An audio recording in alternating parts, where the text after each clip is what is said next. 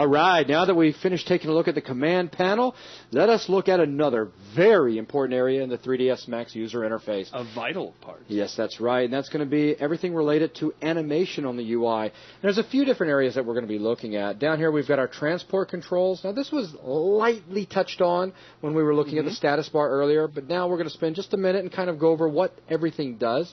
A general overview anyways. And of course over here we've got animation controls, and then we have the time slider. So now, you know, if you have a 3D package, the 3D package really needs to be able to do animation for it to be a 3D package. Otherwise it's just going to be a modeling package. Modeling, texturing, and rendering. So bringing things to life is obviously important. Yeah. So Bill, let's help everyone out. What is animation? Animation. Well, animation is the ability to make an object's attributes change. Okay. And you can key those attributes. Okay. And basically, it's sort of like interpolating between one key to another key. Okay, that's good. You sound nervous, Bill. Yeah. I'm just so excited about this stuff. Suddenly the spotlight swivels. That's very good. I'm just going to enhance it just a little bit. I usually like to say that animation is the change of a parameter's value over time. Sure. It really does come down to that. A lot of people like to jump on the moving bandwagon. What is animation? Animation is is the stuff thing moving. that's moving. Right. Well, all right, so tell me how the light intensity is moving if you have a flickering light in a dark room. It's not moving, it's the intensity. It's the changing of a parameter. The point is, it's not always about motion. That's right. So, obviously, throughout this course, we're going to be animating quite a few things. That is going to become important, so you guys are going to become intimately familiar with these animation controls located at the bottom. But back to the very generic explanation of animation that I gave, it is the change of a parameter value over time. Well, that means we're dealing with time. We must be able to measure time. We must be able to see time. And we are presented with time right here with a time slider.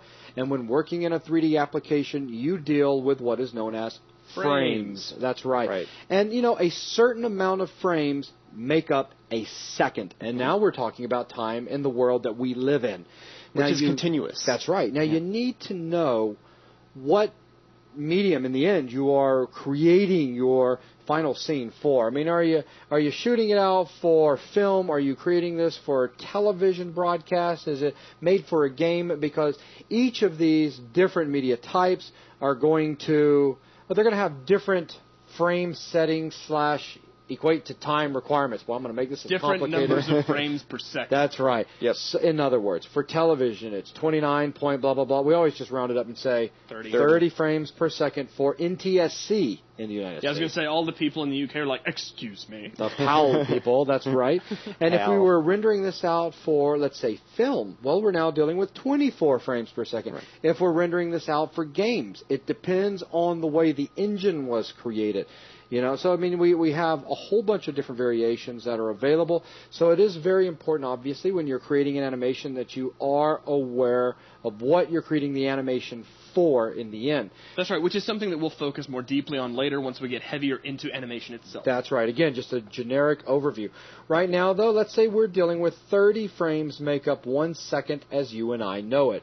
So that means we start here, and by the time we get all the way over to frame 30, you'll notice that as I am dragging the time slider right here, it is telling us what frame we are currently on, and it is also giving us an indication down below with a shaded bluish area. Okay? Let's make that dramatic. And then also we can see how many frames total that we're dealing with right now as we go from frame 0 to 100. Now we're not going to get into the animation preferences animation settings, etc. But we do have the ability to come in and create or change our start and stop times for the animation. So because we have 100 frames when we start out and we decide, maybe I need 500 frames. Sure. It's not going to harm anything for us to go in there later and change it from an ending time of 100 to an ending time of 500. Well, you'd hope not. We definitely hope not. Animated shorts would take on a whole new meaning. So basically, this is our time slider, and it's very important to understand how this works. And from there, anytime you have the ability to manipulate time by somehow going through it, in this case dragging the time slider, we need other ways that we can play through the time. like as if it was like a VCR or a DVD player, I was right? going to say, you can't say VCR. No, I know. That's why I was like, okay, all right. So A tape deck. two-thirds of our audience doesn't know what a VCR is. What is a VCR? Excuse me. So we need the ability to do things like play, go back to the very beginning, click through frames, etc. Specify a specific frame to jump straight to if we have a very complex scene and it's hard to drag our time slider through because of the feedback we get.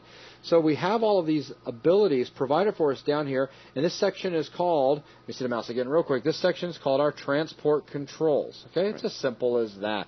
We do, of course, over here have animation settings, or this is our time configuration button, as you will. This is where we could adjust that range of animation. I just always kind of look at this as our animation settings in a sense, where this is where our start time, the length of the animation, our end time. So if we wanted that 500, we come in here and set the length to 500, or just come and say that our end time will be 500.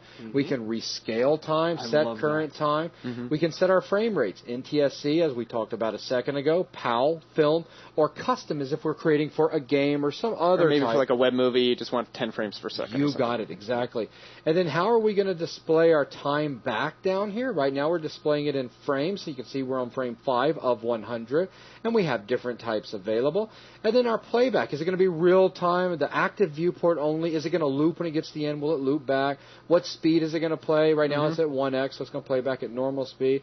We can speed it up, we can slow it down. There's all sorts of things in here that you guys can work with. And as we progress through this course, you're going to find us in here often changing things. That's right. But for now, boop, you've seen it. Goodbye.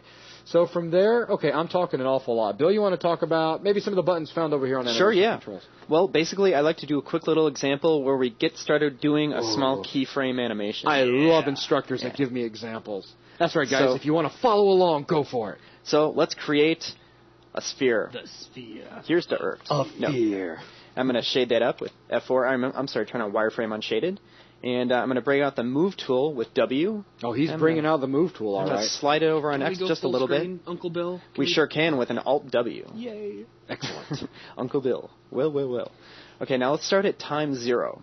Now I'm going to turn on Auto Key, which is a very, very cool and kind of a scary thing at first. But and they make it even more scarier by making one-third of your red. UI turn red. Oh. I know, every time I see that, big red flash, I always think, danger! Exactly. So. Danger or blood. So this kind of allows you to let Mac set the keys for you. Yeah. If you will. Hence the name Auto Key. So now I'm going to go over to frame 100 all the way across. The keys are automatic. I'm just going to drag my sphere over to the other side of the grid. Now watch what happens when I let go. Boom. Keys have been set. And you can see the keys. Yep. Looking Here's down the key. in your time slider on the little time ruler. And here's what you would call an anchor key. This is sort of like the key that Mac sets down at the beginning of your animation. Right. Automatically when you use Auto Key. So now if you actually slide the time slider back and forth, Max will interpolate between the values found in both keyframes. So you only have to define the start and the end. Animation. We have animation. Yes, we do.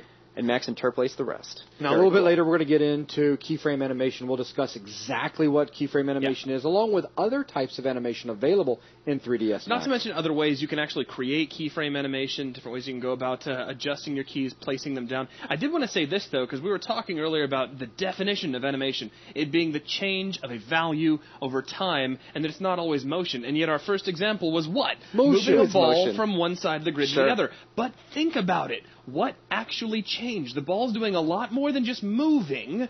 We have its X translate value, which is a number. It is an attribute. It's a parameter. It's a parameter on the sphere that is changing over time, giving us motion. That's right. So even though the sphere is moving, fundamentally, we still have a change in value over time. Precisely. Right. In fact, why don't we actually grab the scale tool here?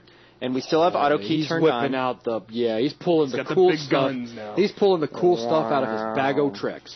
And now if you look down, now the key has kind of a multicolor to it. Aha. Dun, dun, dun. So now it used to be all red, and now it's red and blue. Yeah, how cool is that? Interesting, huh? Zach, can you tell us about that? I can. All of the various attributes on a transform for an object are color-coded. Sure. So red is going to be translation, blue is going to be scale, and green is going to be rotation, which we haven't animated yet, so you don't see anything in green right now. Gotcha. Thank you, sir. So now if we drag the old time slider, what does it look like? I'm going to turn off Auto Key, and I'm going to rewind back to the start. Using those transport Now I'm actually controls. going to hit play. Let's see what happens. Whoa. So it wasn't just moving, we had keyed our scale as well. Sound effects brought to you by Buzz. By Jason Busby.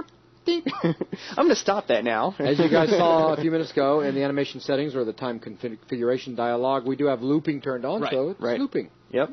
So this just see, we got a couple more things down there. We do have a set key button. Right. If you don't want to automatically have Max set your keys for you, you can explicitly set them yourself using set key. Okay. Now, here's something that I don't expect you guys to fully understand right now. Again, this is just kind of seed planting.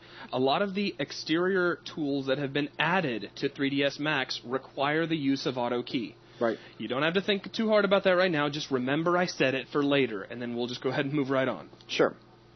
All right, and thinking about it, we've got a few more buttons down there. Anything important?